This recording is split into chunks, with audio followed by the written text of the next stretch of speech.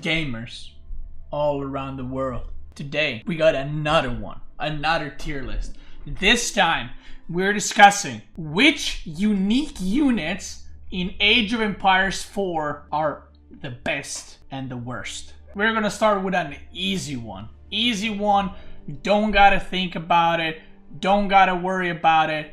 Grenadier S tier. I mean, probably the most OP unit in the game, to be honest. Probably. It's super cheap. It takes a bit to reach, right? You kind of have to build double landmark, but goddamn, is it good. Whew, is it good. Very good. Very, very good. Another unit that's S tier, I would say, is Arbitrary. These crossbows are super strong. They're basically unique crossbows for French. They got a lot of upgrades which make them even better. They got their bonus armor ability that they can use. They got the bonus armor upgrade against melee. They got an upgrade that reduces their reload time by 25%, I think. And if you build them around keeps, that juicy discount, they're even cheaper. They're super good. They're super good. That's why French, when you play against French in the late game, even at the super late game, they go for Arbitrary over Grenadiers. Most of them. And then obviously some knights. Now, next unit we will be talking about, I don't even know, we'll talk about this one. I mean, this has to be the worst or one of the worst unique units. Probably the worst. So for those that don't know, this is the War Elephant, and it deals bonus damage against cavalry, right? The problem is, I feel like it should have splash damage or something. It's too slow. It's 1k resources. Like, what? You could just make spears, you know? It's not that good. And I feel like Tower War Elephant is pretty much better in almost every situation. Even against cavalry. Like, Tower War Elephants are, in my opinion, better. It's kind of very underwhelming unit, I would say. Very, very underwhelming. Let's go into the next one. I actually feel that most of these unique units are pretty good, to be honest. I don't think there's any units that are necessarily terrible. I mean, okay. Well, I just saw Mangudai, so never mind. Mangudai are pretty bad. They're not as bad as the War Elephants because they do see some play, right? They do see some play, but they're not that good, in my opinion. They have to be used in very specific situations, in one-on-ones. I know some people are going to say, they're really good for team games. Well, they're okay for team games, but they're very hard to use in one-on-ones, but I would say they're better than War Elephants because at least you use them sometimes, you know?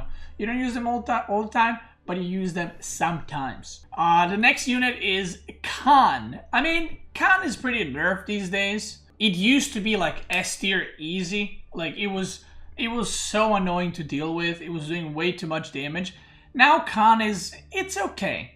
You know, it gets the scout going. It's not that great. It has the abilities and all, right? Which can be pretty good, but the abilities last like 3 seconds or something like that. So maybe it's an A tier, but I just don't think that's good anymore, right? Like, you used to be like, oh shit, Khan is here in castle and it just kills all your units. But these days, not that great, not that special, I would say. Maybe it's an A tier. Maybe I'll bump it up a little bit. It depends on how I rate the other units. Next unit we will be discussing is Fire Lancer. It sucks. Woohoo!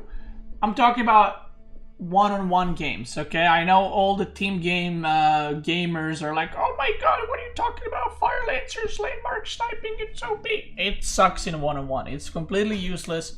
I don't remember the last time I played against I've seen a Fire Lancer in one-on-one. Sure, they're pretty good for team games, but in one-on-ones, they're pretty terrible and pretty much never, ever, ever, ever make them. Ever. Camel Riders, I'm gonna put them in C tier, actually. We have seen some play recently since the changes. I have seen some people go for Camel Riders. The only reason why, like, D tier is like unusable. You know, no one uses them.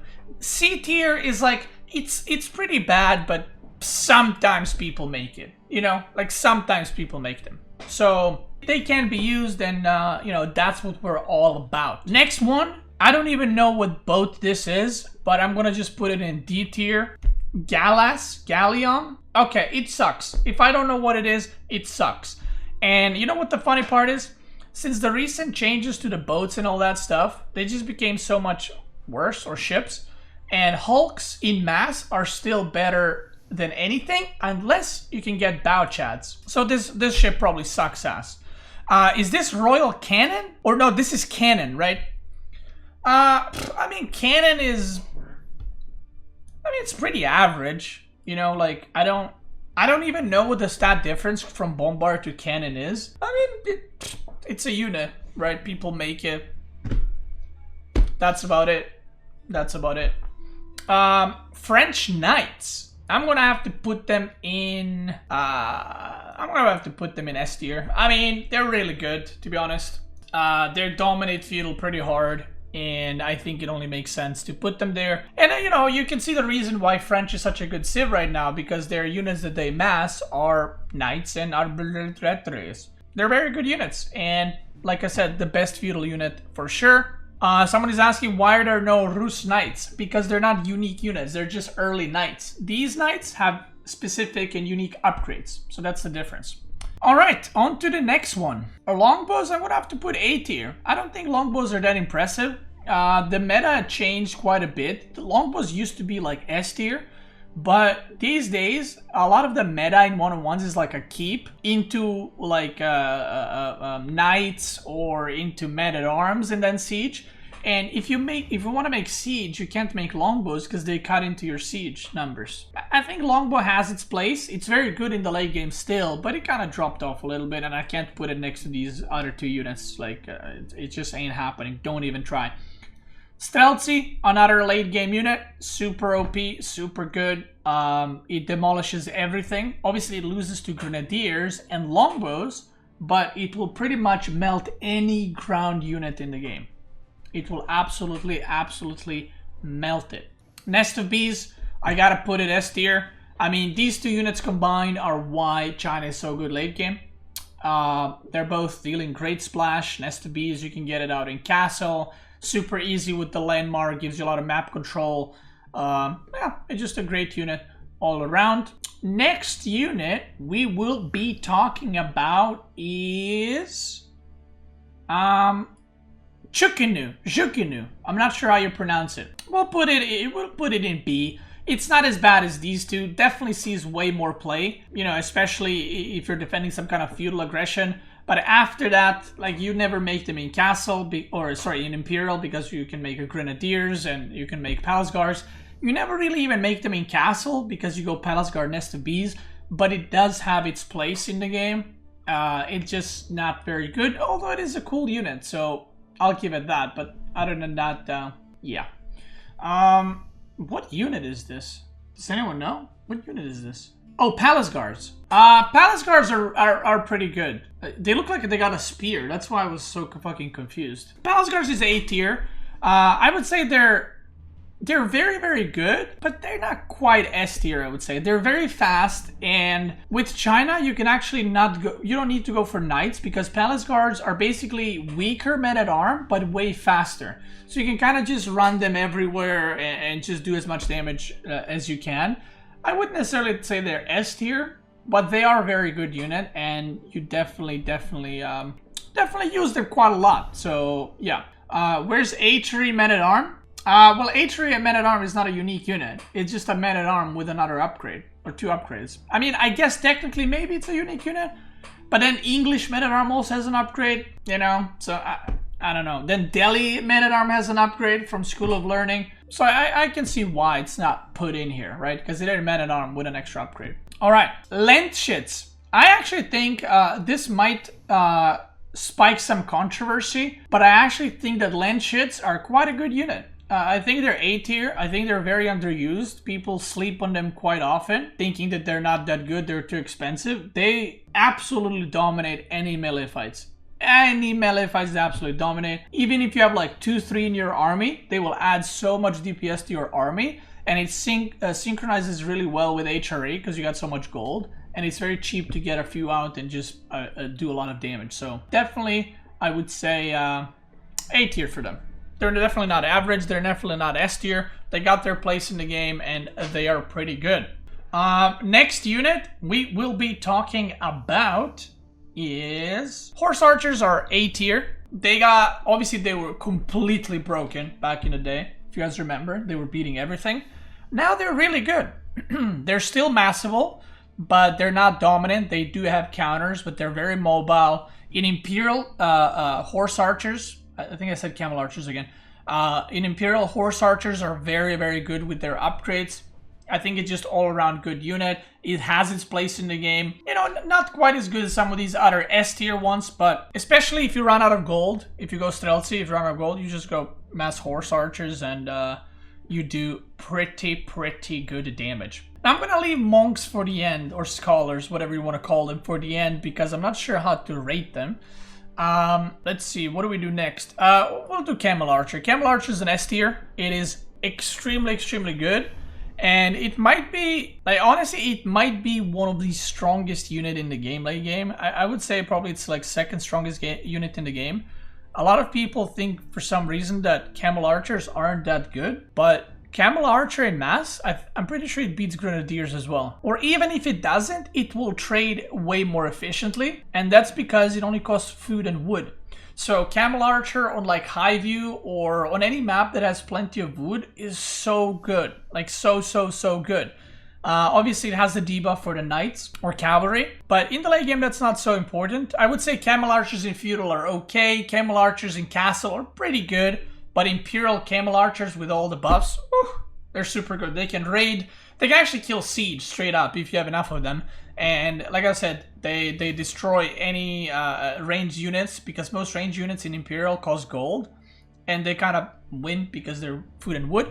But they also kill any melee units because they can just kite them. Is there any reason to go composite bow archers with Abbasid? I don't think so. There's no point. I honestly think that composite bow archer upgrade from Abbasid should be moved to castle. Because in Imperial you got Camel Archers, so there's no reason to go for normal archers. That's a good question. Next unit we will be discussing is the Tower Elephant or Tower War Elephant. I'm not sure what the full name is. Probably A tier. I don't think it's like, definitely it's not unusable, right? Definitely not C tier, definitely not B tier. But I would say it's not S tier. The only thing that makes elephants S tier is the healing.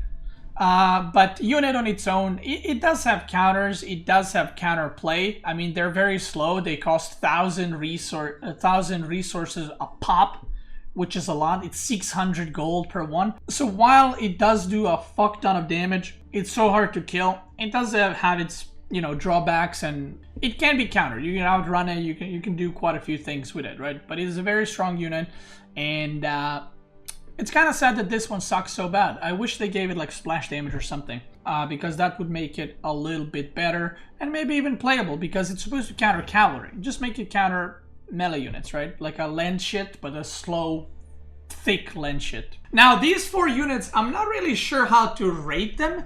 I'm gonna rate them against one another, if that makes sense, okay? So I'm rating these four, not against the other units, but against one another.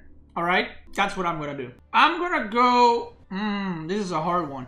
I would say Delhi is definitely S tier. I mean, it can pick up relics, it can like chrono boost your buildings to produce faster, it can chrono boost your upgrades, it can get sacred sites, and it costs 75 gold if you have the landmark. So it's just really good. Imperial Official, I'll put it into A tier. The amount of gold that it gives you throughout the game, and it gives you 20%. Like, guys, that's so, if you micro them well, they give you 20% more resources. Maybe they're even S tier, actually. They're really good.